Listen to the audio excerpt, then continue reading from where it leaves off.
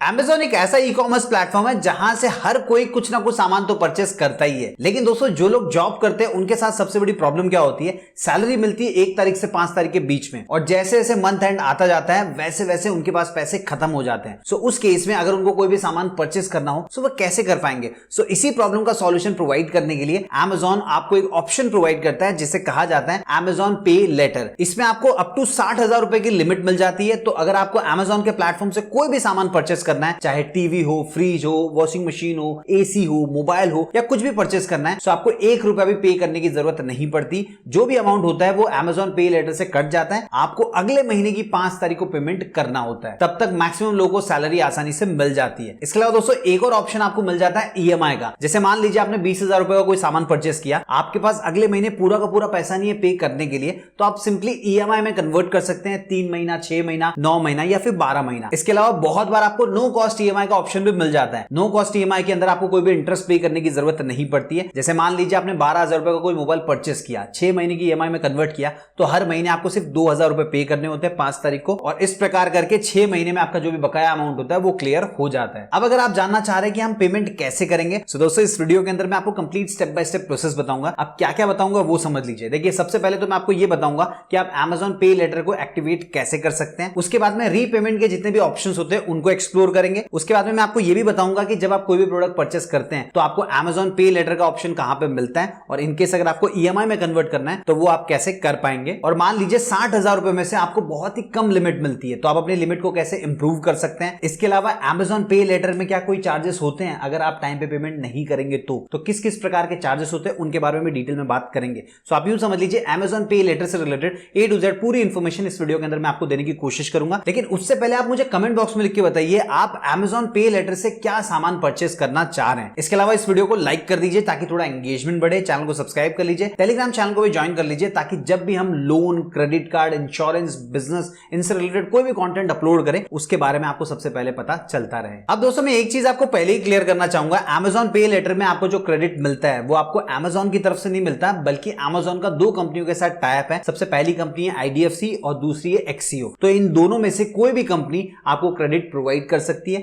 और आपको मैक्सिमम जो लिमिट मिलती है वो 60,000 रुपए की होती है। इसके अलावा आप खुद डिसाइड नहीं कर सकते कि आपको IDFC से चाहिए कि Axio से चाहिए, वो ऑटोमेटिकली डिसाइडेड होता है। अब दोस्तों मैं आपको complete step by step process बताऊं उससे पहले मैं आपको ये बता देता हूं कि अगर आप Amazon पे लेटर के लिए अप्लाई करना चाहते हैं तो क्या क्या एलिजिबिलिटी क्राइटेरियाज हैं। सबसे पहला, आपकी एज 21 साल से ऊपर होनी चाहिए। दूसरा, आपका Amazon.in के ऊपर अकाउंट होना चाहिए, और अकाउंट भी अगर आपने एकदम फ्रेश क्रिएट किया तो ऐसा नहीं है कि आपको मिल जाएगा, आपका अकाउंट थोड़ा सा पुराना होना चाहिए, कुछ प्रोडक्ट्स आपने परचेस किए हुए होने चाहिए, तभी ये फैसिलिटी आपको मिलती है। तीसरा, आपका क्रेडिट स्कोर अच्छा होना चाहिए। अब अगर आप जानना चाह रहे हैं अच्छा का मतलब क्या है, मतलब आपका क्रेडिट स्कोर 750 प्लस होगा तो आपको ये फैसिलिटी मिल जाएगी। अगर नहीं होगा तो सबसे पहले आपको अपने क्रेडिट स्कोर को इंप्रूव करना होगा, उसके बाद में आपको ये फैसिलिटी मिलेगी। अब दोस्तों Amazon पे लेटर को अगर आपको एक्टिवेट करना है तो वो ऑप्शन आपको कहां मिलेगा वो मैं आपको बता देता हूं। सो देखिए सबसे पहले तो आपको Amazon की ऐप के अंदर आ जाना है। नीचे की तरफ आपको मल्टीपल ऑप्शंस दिखाई देंगे, आपको सेकंड ऑप्शन के ऊपर क्लिक करना होगा, यू के ऊपर। फिर देखिए ऊपर आपको कुछ ऑप्शंस दिखाई दे रहे हैं, यहां पे आप क्लिक करेंगे अकाउंट के ऊपर, और उसके बाद में आपके सामने बहुत सारे ऑप्शंस आ जाएंगे। थोड़ा सा नीचे की तरफ आइएगा, आपको Amazon पे लेटर का ऑप्शन दिखाई देगा। जैसे आप उस पर क्लिक करेंगे आपके सामने ये स्क्रीन आ जाएगी। आप यहां पे देख सकते हैं साफ साफ लिखा हुआ है कि आपको अप टू 60,000 रुपए तक की लिमिट मिल सकती है, जिसका इस्तेमाल आप कर सकते हैं Amazon के प्लेटफॉर्म पे शॉपिंग करने के लिए, बिल पेमेंट करने के लिए, टिकट्स बुक करने के लिए, या Amazon के प्लेटफॉर्म से कोई भी सामान अगर आपको परचेस करना है बहुत ही आसानी से इस पैसे का इस्तेमाल करके आप कर सकते हैं। अब दोस्तों Amazon पे लेटर को एक्टिवेट करने के लिए आपको सिंपली क्लिक करना होगा साइन अप इन 60 सेकंड्स के ऊपर। आप नीचे की तरफ देख सकते हैं आपको लैंडिंग पार्टनर भी दिखाई दे रहा है। सो मेरे केस में ये Axio है, हो सकता है आपके केस में IDFC हो। अब इस स्क्रीन के ऊपर सबसे पहले आपको अपना फुल नेम लिखना है, उसके बाद में जैसे ही आप कंटिन्यू पे क्लिक करेंगे ये वाली स्क्रीन आ जाएगी। यहाँ पे आपको अपना पैन कार्ड नंबर एंटर करना होगा, और एज पे योर पैन कार्ड आपकी डेट ऑफ बर्थ क्या है वो आपको यहाँ पे डालनी होगी। उसके बाद में देखिए नीचे की तरफ एक चेकबॉक्स दिया गया है, इसको टिक कर देना है। उसके बाद में एग्री एंड कंटिन्यू के ऊपर क्लिक करना है। फिर आपके सामने ये स्क्रीन आ जाएगी, और यहाँ पे आप देख सकते हैं 3 सिंपल स्टेप में आपको पता चल जाएगा कितनी लिमिट आपको मिली है। तो सबसे पहले तो मेरे जो डिटेल्स हैं उनको वेरीफाई किया जा रहा है, और आप देख सकते हैं फाइनली ये वेरीफाई हो चुकी है। उसके बाद में आपके सामने कुछ इस प्रकार की स्क्रीन आएगी जहां पे आपको अपनी आइडेंटिटी को वेरीफाई करना होगा, जिसके लिए आपको अपना आधार कार्ड नंबर एंटर करना है। फिर जैसे ही आप एग्री एंड कंटिन्यू पे क्लिक करेंगे आपके आधार कार्ड के साथ जो भी मोबाइल नंबर लिंक होगा उसके ऊपर आपको एक OTP रिसीव होगा, वो आपको एंटर करके यहाँ पे वेरीफाई करना होगा। और दोस्तों अब आप देख सकते हैं तीनों स्टेप्स भी कंप्लीट हो चुके हैं, और कांग्रेचुलेशंस का मैसेज आ चुका है। और जो 60,000 रुपए की लिमिट थी उसमें से हमको सिर्फ 35,000 की लिमिट मिली है। अब मान लीजिए आपको भी लिमिट कम मिलती है 15,000, 20,000, 25,000, 30,000 या 35,000, तो आप अपनी लिमिट को कैसे बढ़ा सकते हैं वो भी मैं आपको बता देता हूं। तो सबसे पहले आपको क्या करना है, कोई भी सामान परचेस करना है उसको 3 या 6 EMI में आप कन्वर्ट कर दीजिएगा और सारा जो पेमेंट होगा वो टाइम टू टाइम कीजिएगा। 1-2 बार अगर आप सामान परचेस कर लेंगे तो उसके बाद में ऑटोमेटिकली आपकी लिमिट को इंक्रीज कर दिया जाएगा। अब दोस्तों जो भी लिमिट आपको मिलेगी अगर आप उसे एक्सेप्ट करना चाहते हैं तो आपको क्लिक करना होगा एग्री एंड कंटिन्यू के ऊपर। उसके बाद में आपके सामने ये स्क्रीन आ जाएगी। अब दोस्तों यहां से आप रीपेमेंट के लिए ऑटो पे भी शेड्यूल कर सकते हैं। सो आपको हर महीने 5 तारीख को जाके पेमेंट करने की जरूरत नहीं पड़ेगी। वैसे चार्जेस कितने होते हैं वो मैं आपको बाद में बताऊंगा, लेकिन फिलहाल के लिए आप यूं समझिए कि 12,000 का अगर आपने कोई सामान परचेस किया और नो कॉस्ट EMI में किया, 6 महीने के लिए किया, तो हर महीने आपके अकाउंट से 2,000 रुपए कटेंगे। सो 2,000 ही कटेगा, एक्स्ट्रा पैसा नहीं कटने वाला। सो यहां से आप ऑटो पे भी सेट कर सकते हैं। और मान लीजिए अगर आपको ट्रस्ट नहीं है, ऑटो पे सेट नहीं करना है, तो यहां पे देख सकते हैं मेक रीपेमेंट का ऑप्शन भी दिया गया है। जैसे आप इसके ऊपर क्लिक करेंगे आपके सामने जो भी बकाया अमाउंट होगा वो पूरा आ जाएगा। हमारे केस में अभी हमने अकाउंट क्रिएट किया तो यहाँ पे कुछ भी नहीं है, सारी चीजें 0-0 है। आपके केस में जो भी सामान आपने परचेस किया होगा यहाँ पे आपको दिखाई देगा। उसके बाद में मैन्युअली आप यहाँ से पेमेंट कर सकते हैं। लेकिन एक और चीज बताना चाहूंगा, देखिए मुझे लिमिट तो मिली है 35,000 रुपए की, लेकिन फिलहाल मैं 15,000 रुपए यूज कर सकता हूं। और अगर मुझे 20,000 रुपए और यूज करना है तो उस केस में मुझे ऑटो रीपेमेंट का जो ऑप्शन है उसको एक्टिवेट करना ही होगा। ये साफ साफ यहाँ पे लिखा हुआ है। अब जैसे आप सेट ऑटो रीपेमेंट के ऊपर क्लिक करेंगे आपके सामने ये स्क्रीन आ जाएगी और आप देख सकते हैं लिखा हुआ UPI। इसके ऊपर अगर आप क्लिक करेंगे तो 3 ऑप्शन आपको मिलते हैं। आप UPI के थ्रू या फिर नेट बैंकिंग के थ्रू या फिर डेबिट कार्ड के थ्रू अपने बैंक अकाउंट को लिंक कर सकते हैं और जिस भी अकाउंट को आप लिंक करेंगे उससे ऑटोमेटिकली पैसे 5 तारीख को कट जाएंगे। अब मैं आपको ये बता देता हूं कि अगर आप कोई भी सामान परचेस करते हैं तो आपको Amazon पे लेटर का ऑप्शन कहां पे दिखाई देगा। सो देखिए अगर आप स्मार्टफोन बाय करना चाहते हैं तो मल्टीपल ऑप्शंस आपके सामने आ जाएंगे। और मान लीजिए आपको 11,999 वाला स्मार्टफोन बाय करना है तो आपको सिंपली इसके ऊपर क्लिक करना होगा, फिर आपके सामने ये स्क्रीन आएगी, नीचे बाय नाउ का ऑप्शन दिया होगा। जैसे आप उसके ऊपर क्लिक करेंगे आप यहाँ पे देख सकते हैं पे लेटर का ऑप्शन दिया गया है। अब जैसे आप EMI वाले ऑप्शन के ऊपर क्लिक करेंगे आपके सामने ये स्क्रीन आ जाएगी और यहाँ पे आपको पूरी इंफॉर्मेशन देखने को मिल जाएगी कितने EMI के ऑप्शंस आपके पास अवेलेबल है। ये EMI के ऑप्शंस अलग अलग प्रोडक्ट के हिसाब से डिफर कर सकते हैं। किसी प्रोडक्ट के ऊपर आपको नो कॉस्ट EMI मिल सकता है और ऐसे भी प्रोडक्ट होंगे जहां पे आपको नहीं मिलेगा। सो देखिए हमारे केस में ये वाला जो प्रोडक्ट है अगर आप EMI में बाय करेंगे तो आपका एनुअली जो इंटरेस्ट लगेगा वो 24% का लगने वाला है। और यहाँ पे एक ही ऑप्शन है 6 महीने की EMI। किसी किसी प्रोडक्ट पे आपको 3 महीना, 6 महीना, 9 महीना, 12 महीना सारे ऑप्शंस मिल जाते हैं। सो आप अपने हिसाब से डिसाइड कर सकते हैं कौन सा आपके लिए बेस्ट होगा और उसके बाद में आप कंटिन्यू कर सकते हैं, प्रोडक्ट को परचेस कर सकते हैं। फिर आपको कुछ भी पे करने की जरूरत नहीं पड़ेगी, आपको जो लिमिट मिली है उसमें से कट जाएगा। फिर हर महीने की 5 तारीख को आपको पेमेंट करना होगा। अब दोस्तों सवाल ये उठता है कि कौन सी 5 तारीख को पेमेंट करना है।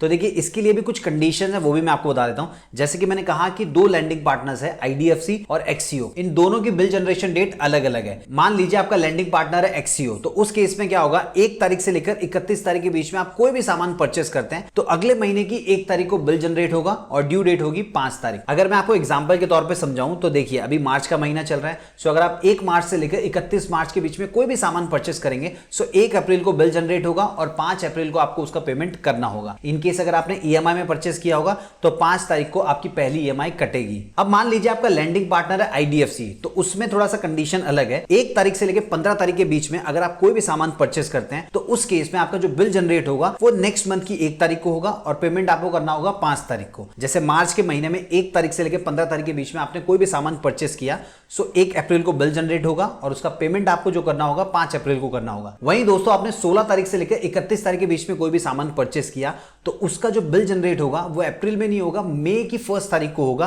और आपको पेमेंट करना होगा 5 मई को। चलिए दोस्तों बात कर लेते हैं चार्जेस के बारे में। देखिए ये फैसिलिटी आपको बहुत ही आसानी से मिल रही है। इसका मतलब ये नहीं है कि आपको चार्जेस नहीं लगेंगे। देखिए अगर आपने कोई भी सामान परचेस किया और उसको EMI में कन्वर्ट नहीं किया और आपने कैंसिल भी कर दिया तो कोई भी चार्जेस नहीं लगेंगे। लेकिन मान लीजिए आपने कोई सामान परचेस किया और EMI का ऑप्शन सिलेक्ट कर लिया, उसके बाद में आपको लगा कि मुझे सामान नहीं चाहिए, आप सामान को कैंसिल कर देते हैं, तो फिर भी आपको प्रोसेसिंग चार्जेस लगते हैं। EMI को जो प्रोसेस करने के चार्जेस होते हैं वो 1% plus 18% GST। So total charges हो जाएंगे 1.18%। अगर मैं आपको सिंपल कैलकुलेशन के हिसाब से बताऊं तो मान लीजिए आपने 10,000 रुपए का कोई सामान परचेस किया, उसके बाद में उसको कैंसिल कर दिया, लेकिन आपने EMI में उसको प्रोसेस किया था तो आपका 118 रुपया कटने वाला है। इसके अलावा दोस्तों मान लीजिए आपने कोई सामान परचेस कर दिया लेकिन उसका टाइम पे पेमेंट नहीं कर रहे, तो उस केस में आपको लेट पेमेंट चार्जेस भी लगते हैं। अब कितना लगता है ये भी लैंडिंग पार्टनर के हिसाब से डिफर करता है। जैसे मान लीजिए आपका लैंडिंग पार्टनर है IDFC, तो उस केस में 3% प्लस GST। अब ये 3% किसका है? जो भी टोटल आउटस्टैंडिंग होगा उसका 3% प्लस 18% GST। सो मान लीजिए आपने 20,000 रुपए का कोई सामान परचेस किया, 5,000 रुपए ऑलरेडी पे कर चुके हैं, अब 15,000 रुपए बाकी है। सो 15,000 रुपए के ऊपर आपका 3% लगेगा,